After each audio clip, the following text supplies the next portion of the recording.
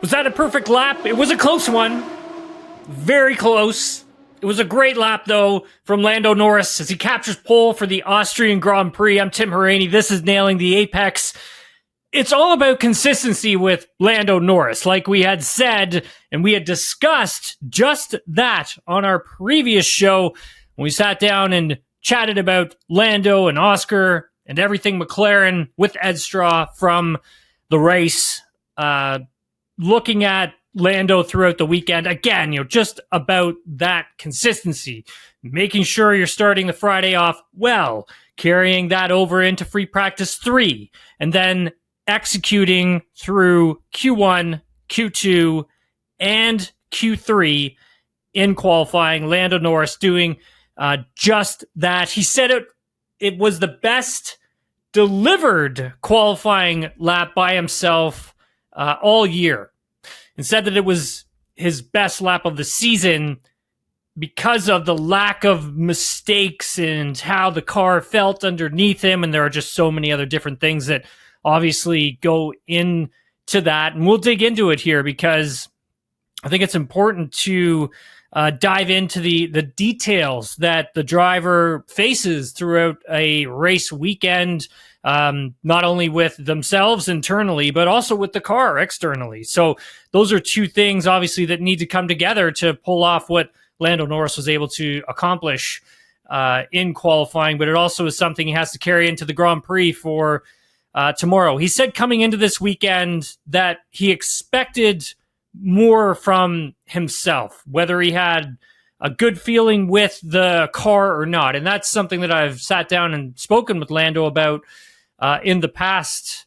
And is that good feeling with the car, not having this, what did he call it, numb sensation with the race car. A big part of that, I think, is coming from the front end of the car. So the car not giving him what McLaren has said, cues, so cueing, and that referring to giving him a bit of a heads up as to what the car is actually doing, how it feels, and allows him to predict if he pushes too hard, then this is what's going to happen with the race car. So cueing, understanding that process.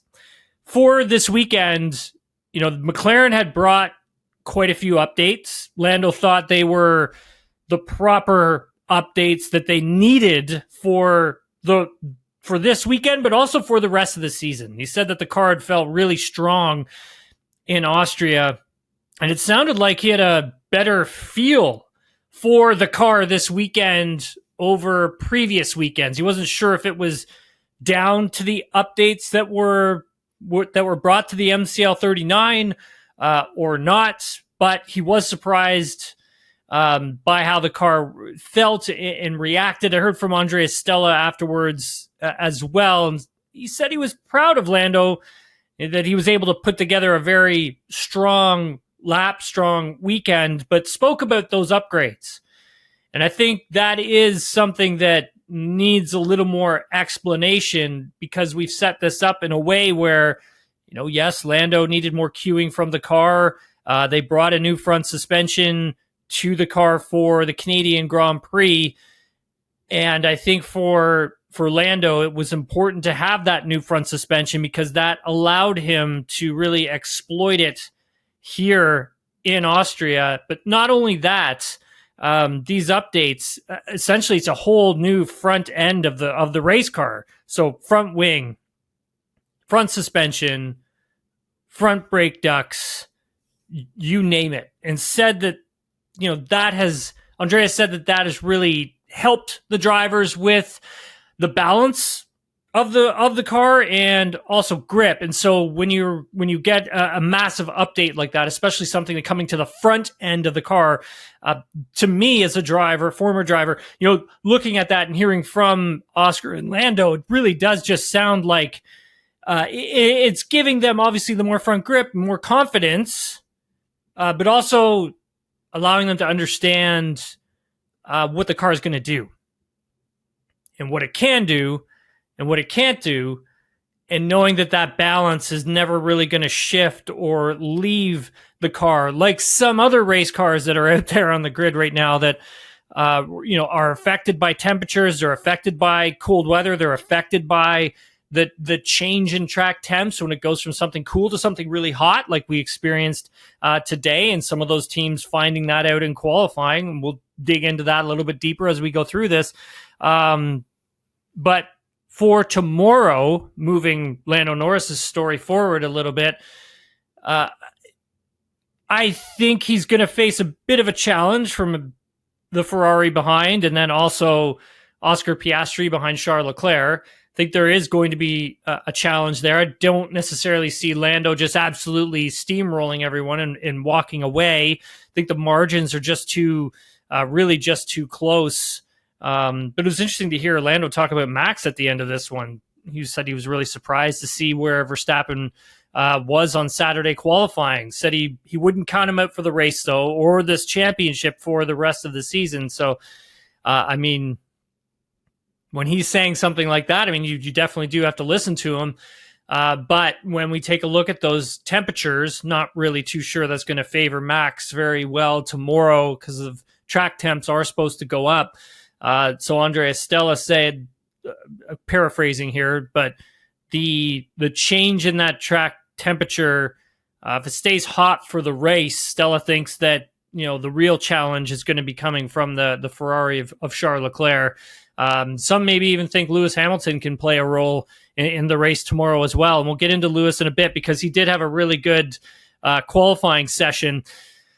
Charles Leclerc, he was extremely happy with his lap and feels that he has a very strong car for the race, though that he thought the car and the upgrades were working.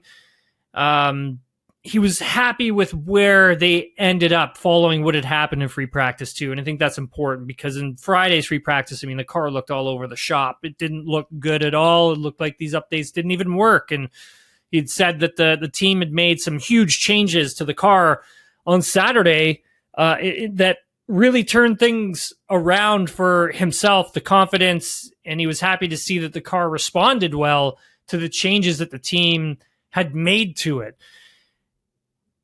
The Ferrari has been really, weak in qualifying so far this year, where we've actually seen Ferrari actually prioritize the Grand Prix over qualifying. I think the Spanish Grand Prix was a perfect example of that, where they really did sacrifice a lot of quali for the actual race in terms of their tire management, tire strategy. And I think for Austria, it does look like they've sacrificed a bit in qualifying for a stronger race car because their FP2 session, their long run session, was very strong. He has hopes for the race on Sunday of battling Lando Norris. He's not 100% certain he's going to be able to do that. And I think temperatures are going to, again, play a role. Not so much in the terms of the shifting balance that some of the other teams experience, but more so along the lines of tire deg and tire overheating, where, as we've learned and discussed in other race weekends where track temp is quite hot, the Ferrari doesn't really do a good job of managing that heat through the tire. Updates for the Ferrari for this weekend was a new floor. So he didn't run. So Charles didn't run the new floor. He didn't run an FP1 at all. They had a young driver in there for FP1, but FP2, he ran those updates. And he feels that the updates did help, but they feel that they have more to go. And when you look at what they brought, you can see that there needs to be more refinement with the Ferrari. Like there needs to be more components that need to kind of come together for this car to extract the performance from the floor and the floor updates that they brought for Austria. And it leads me to believe that there are more coming for Ferrari. I was wondering whether or not it was going to be the next race at the British Grand Prix, but Leclerc shot that down, said there's nothing's confirmed yet for Silverstone with any updates. They do have things that they are working on. and they are waiting for. And I think they have to see what happens with this race and the update that they brought to this car for this weekend. He said that they're losing mostly in the high speeds this weekend, so they were expecting that, he said, but the low speeds, they were super surprised to see how close they were to the McLarens there, and that's something that the McLarens actually have been really strong at so far this season, is the slower speed content. So for Ferrari to actually make up that gain, I mean, it kind of looks like, the floor that they've brought here is working with the trajectory they want the car to take. Oscar Piastri, P3. Not too sure he's going to be happy with Pierre Gasly later tonight. And if he runs into him, I'm sure he'll probably have a chat with him. With Pierre Gasly's spin, Oscar couldn't get his lap in because of the yellow flag that came out for that spin by Pierre Gasly. But he also said that his first push lap in Q3 was pretty messy. And through all of quali, said he was missing that last tenth of a second. But he was also looking on the bright side of things and was happy the fact that he didn't lose more spots due to Pierre Gasly's spin. I think for Oscar, it's been a bit of an up and down weekend for him. FP1 was a messy start for Oscar. He said he felt quite good in the car, but it just had been too up and down for himself. And I've been wondering if the updates that were brought to the car, like we had just discussed, had the same feeling for him as Lando, because sometimes that can really affect a driver's feel with the car when such big changes are made. And sometimes those changes, they don't suit both drivers because it's just different styles, different ways of attacking, different ways of braking. And so sometimes new updates actually will hinder a driver who's actually been the faster driver throughout the season, and will help that other driver regain that confidence because it's something that really works for them and doesn't necessarily work for the other driver. And that's not something that teams can really zero in on. But Piastri said that the car didn't feel that different for him. So, looking at this, maybe the updates didn't really have much of an effect on him, but I'm going to be curious about that one. That's definitely one of the things I'm going to be monitoring with Oscar over the next two races is, with these updates, have they helped or hindered him? So that is a story to watch out for as we sort of move along throughout this season. P4 for Lewis Hamilton.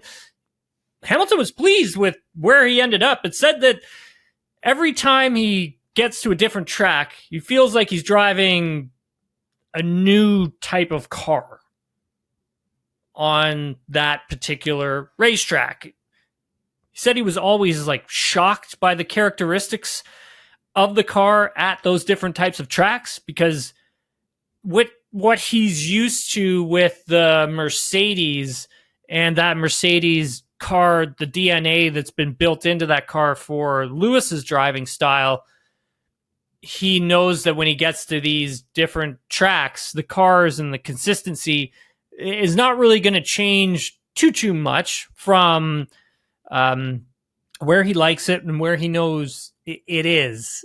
And he's been doing that now for obviously quite some time with Mercedes, but switching to Ferrari, it was interesting to hear him talk about it. How the car, he would arrive in Canada and the car just feels different. The Ferrari feels different to him at Canada than the Mercedes always did. And you can go back, Spanish Grand Prix, Monaco, et cetera, et cetera. So I found that, that small detail actually is a bigger detail now that he's expressed that. So that's very interesting, because the car must feel to him like he's driving something new, every single weekend. Hamilton felt that the upgrades have been really positive. He was happy that the team operationally has been or is the best that they've been for him this season. So, even though it's been up and down for Lewis so far this season, I think when he starts expressing these things that are going on, that's like super helpful for people like myself trying to cover and explain, like, hey, what's actually going on with Lewis Hamilton. So this starts to make more sense now. I'm excited to see what he can do for the race. I do feel that I think a podium may be in the cards for him if the race pace that they showed on Friday, long run pace, expresses itself on Sunday. George Russell was P5. It was a bit. I knew this track wasn't going to be great for Mercedes, but I didn't think it was going to be this bad. Russell,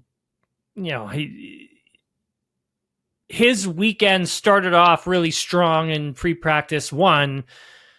And I kind of thought like, maybe it's not going to be that bad for Mercedes this weekend, but turns out to be it was pretty bad for them this weekend.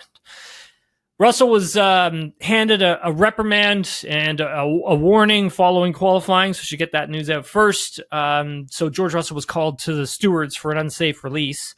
You saw that if you were watching the broadcast, the team let him out of the garage a little too hastily, and he kind of almost ran into some Ferraris. So he got called to the steward, got a reprimand for entering the fast lane without a suitable gap, is what the FIA had said.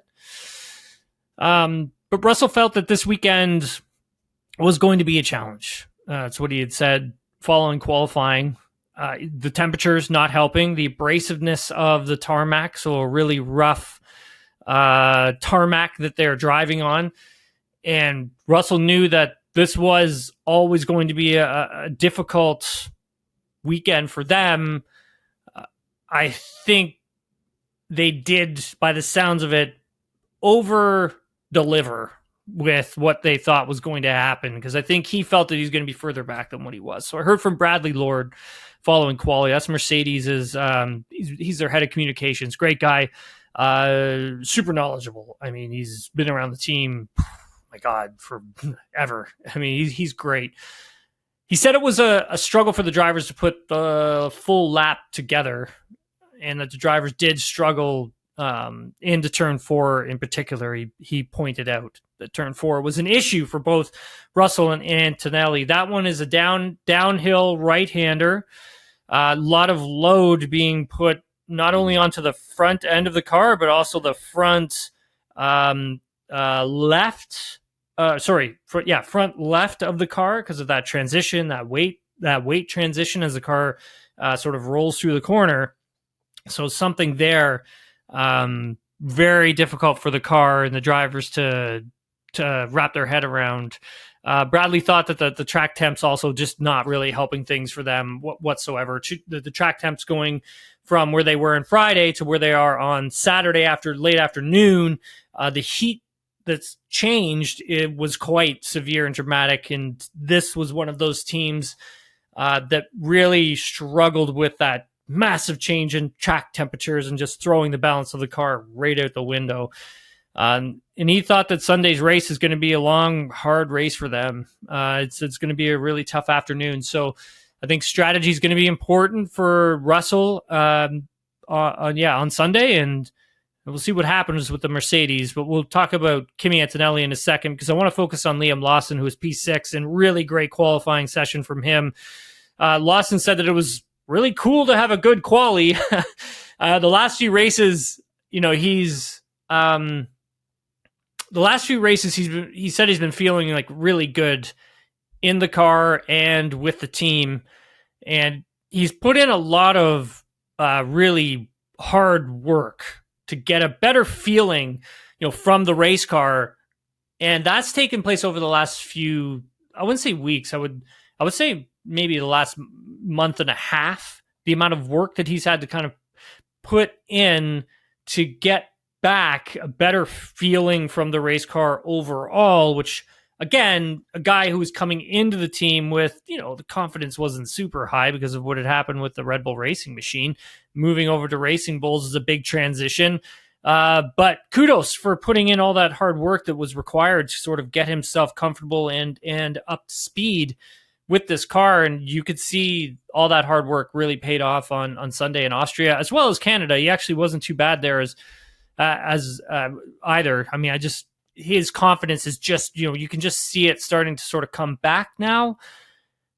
For Sunday's race, he thinks there could be points in the car, but the tire deg looked okay for him in his long runs.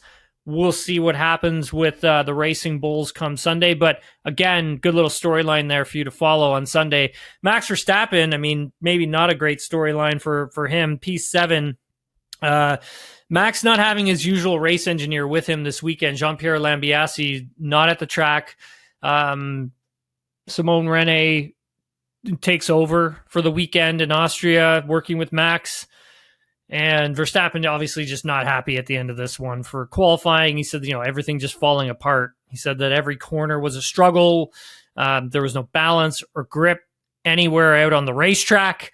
In Sunday's race pace, he said that once it got warmer, it made their struggles worse. And it's supposed to be hot on Sunday for the race as well. So could be a tough weekend for Max and Red Bull and Max in this Drivers' Championship. But let's wait and see how this race plays out, because Austria does tend to throw up a lot of carnage and chaos sometimes. So sometimes things can really work out, and we'll see what kind of start he gets to the race as well. Gabriel Bortoleto, Gabby was incredible. I mean, the lap in Q2 at the end was sensational.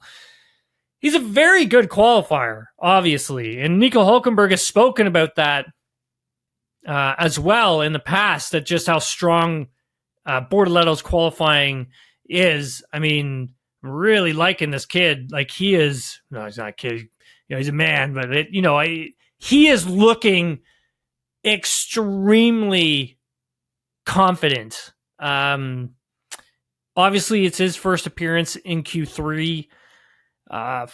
Being a rookie, coming to a lot of these tracks, I thought that this weekend could be a bit of a struggle for him. But, I mean, he's always gone well at this track, he said. Even in his junior categories, he was saying at the end of this one. So he was extremely happy with himself for the race. He understands that he's in a tiny bit of a tough place with the car and for the race, just simply because of the other cars that are around him. He felt like he could be quicker than Antonelli, though, who was starting right behind him. So that could be a fun little battle to watch for. Jonathan Wheatley, I heard from him at the end of this one. Jonathan Wheatley, team principal at Sauber.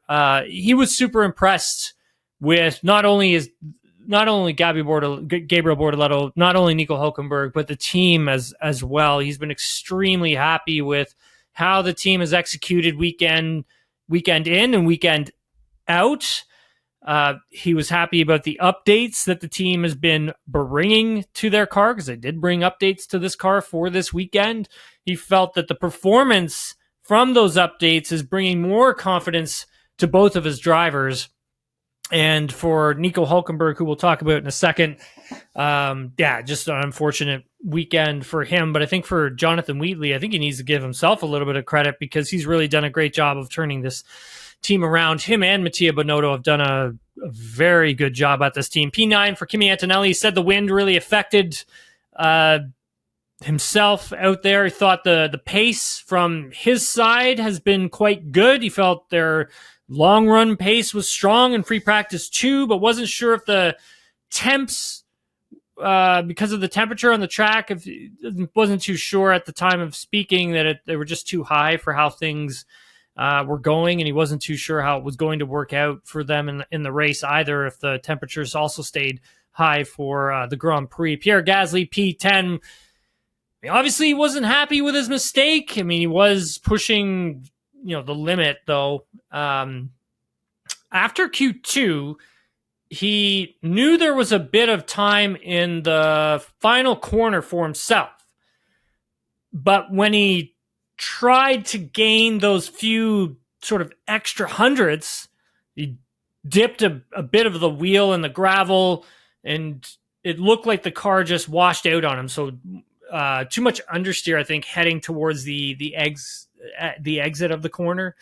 So he was clearly pushing and trying to see what else was left on the table. So hats off to him for, going to the limit and then trying to get a little bit more out of the car. A big respect for that I always got for drivers.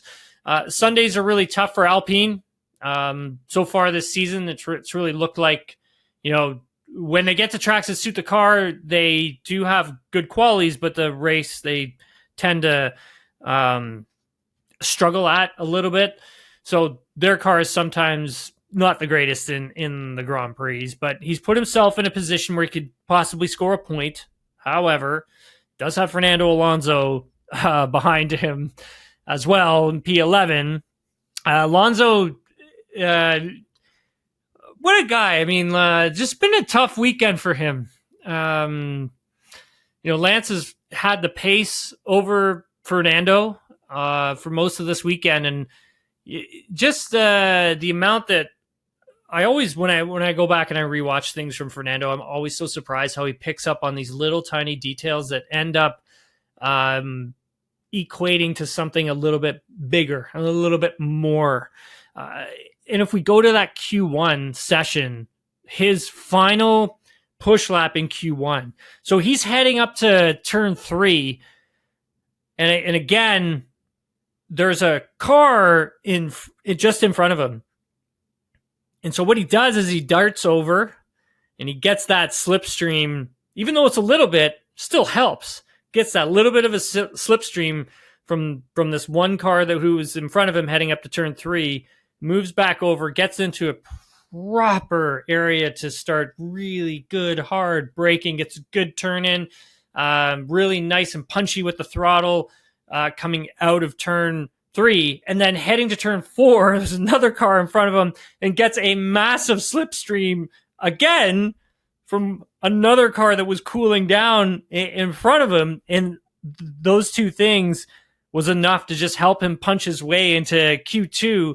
And then again in Q2 on his final push lap, just trying to squeeze every little thing out of it, he ducks in behind. So coming out of turn 1, Alonso comes out of turn 1. He sees that Gabriel Bortoleto is just up ahead in front of him. He darts behind Gabriel Bortoleto, who had just finished his lap, got the slipstream off of him as he was cooling down his car. And then Alonso completing just a really strong lap, just heads up stuff from him, man. Just looking for any little minor gain that he can find out on the track. Really great stuff from him. He was happy with the performance, but he also said that the car has been extremely challenging to drive all weekend, with the balance shifting on him throughout the entire weekend. And that was a big thing with this Aston Martin, and the balance not being there for either driver all weekend long, and both drivers battling with that. And Alonso was concerned with the car for tomorrow.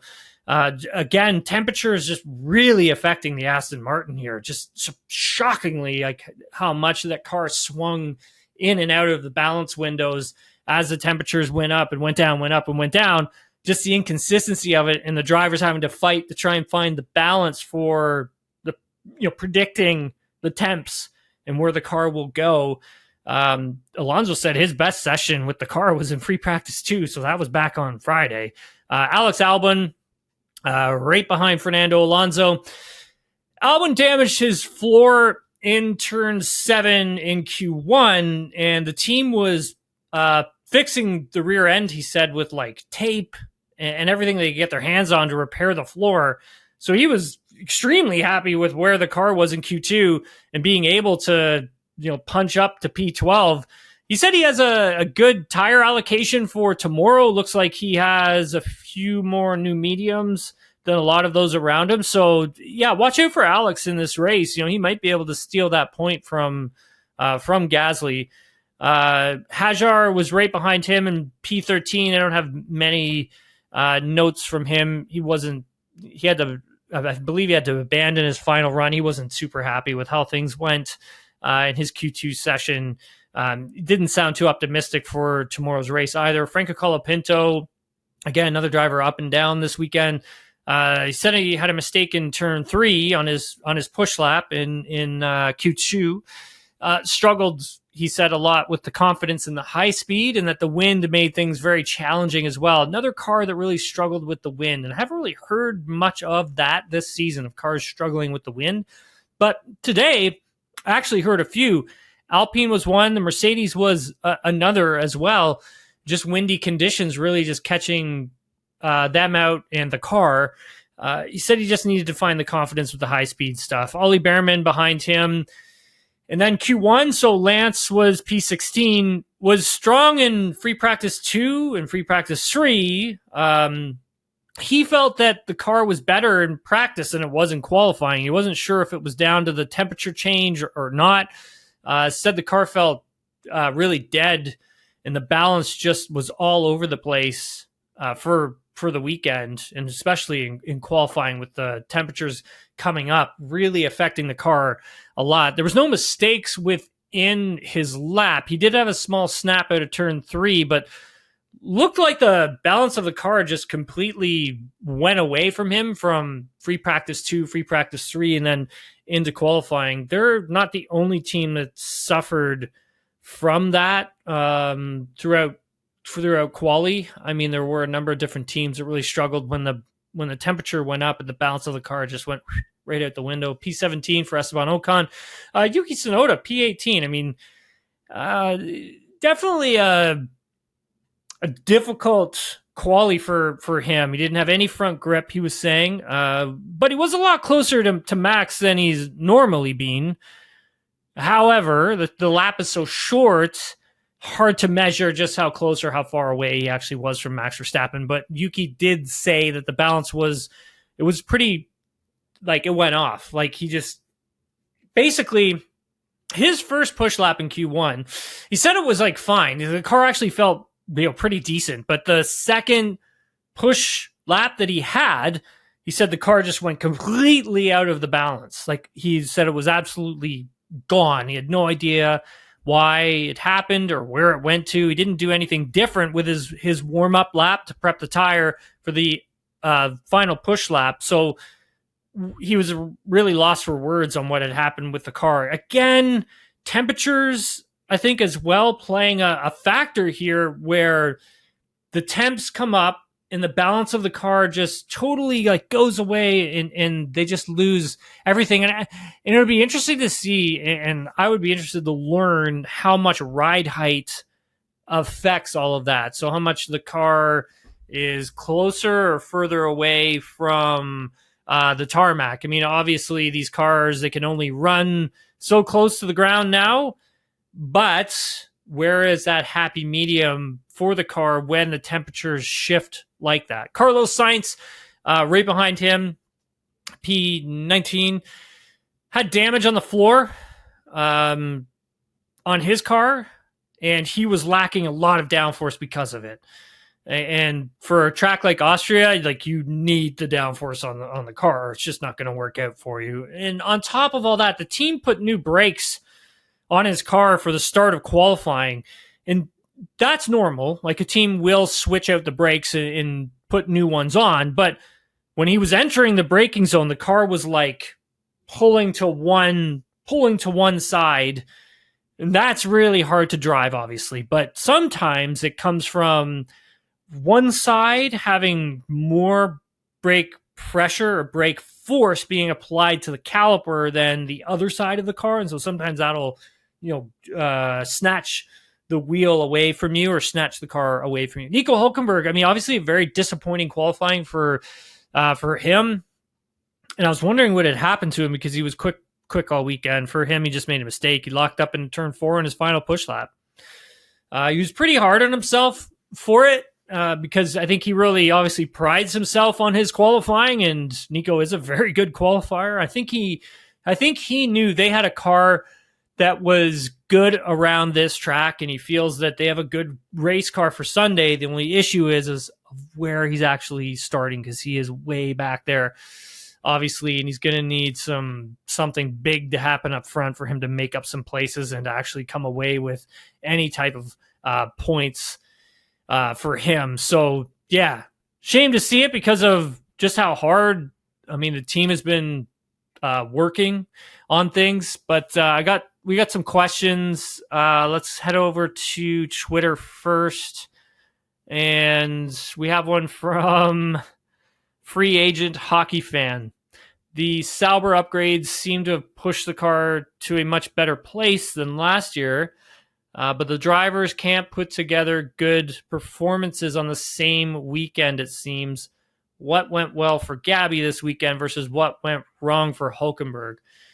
Let's start with Hulkenberg. I mean, I remember chatting with him in Canada just about this, actually, and the amount that these cars change when it comes to balance, whether it be different types of racetrack, whether it be bumpy, whether the surface is grainy, and temperatures, whether it's really hot, sort of medium temperature, or really cold, and what they need to do to the car to make sure it gets into a window where it kind of stays there consistently. And it kind of sounds like for a long time they've been fighting with a lot of that stuff, and the updates that they've brought have really helped them sort of solve a lot of those issues.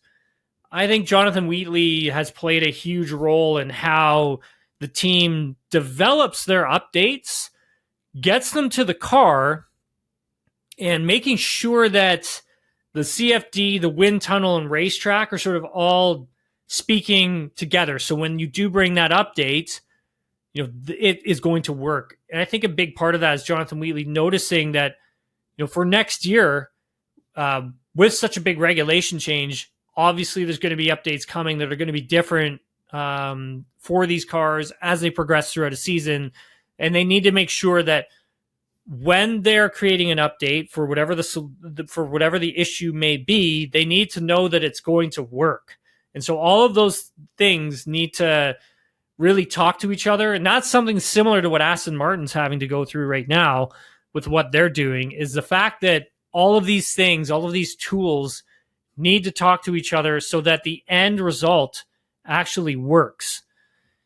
And for, I think, both drivers, the new updates that have been brought to this car, so we go back to Spain, they had a big one there.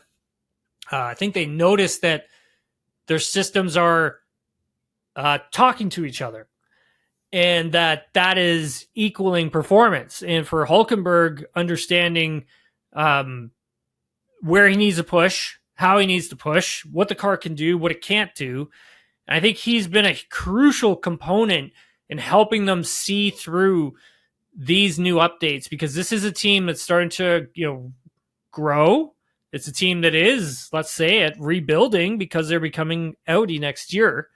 And I think having that experienced hand in Nico Hulkenberg that's helped teams in the past, he's really helped Sauber a lot so far this season. For Hulkenberg, like I said, in this qualifying, just made a mistake, or else I think he would have been right up there with Bortoleto as well. And Bortoleto just putting together the right lap at the right time in Q2 and really just punching his ticket all the way through to Q3. He was fabulous. Like, that guy is, the races he needs a bit of work, right? Because it's all about that, learning the tire. What can the tire do when a new tire is introduced within a race and he has somebody who's pushing him from behind? Not to overdrive the tire, not to punch a ton of heat through the tire because the degradation starts to happen. I think for Bortoleto, he still needs to learn that. So tomorrow's race, you know, just watch with him when they pit him, he returns to track, and what happens from there on out. Is he able to sort of keep the pace low and then bring it up towards, you know, the end of the stint, because that's essentially what you want to do, and that will signal to you what he's done on that outlap. So I hope that helps explain everything for you. I try not to get too into the weeds with that stuff because I know it can complicate things, but I mean, that's a great question. So thanks very much, everybody, for your questions. I know I put that ask out a little late, so hasn't been much time for any of you to really respond. But anyways, it's going to be a great race tomorrow. Really looking forward to it. I think we're going to get some shakeup at the front of the field. I really do think that Charles Leclerc can fight for the victory here if things go the right way. Let's hope the track temperature isn't too high, because if it is, I think that's going to affect the Grand Prix. But if the track temp is able to stay a little lower, then I think we're in for some really exciting racing. Adam and I are going to be back on Sunday night. Going to try and get that podcast out as soon as possible following the Grand Prix. Got some updates on George Russell and his contract with Mercedes. Same with Kimi Antonelli as well, and a few other drivers and what they've got going on. So I'll update you all on Sunday evening when I've learned a bit more. Until then, thanks very much, everybody, for watching. We'll talk to you all later.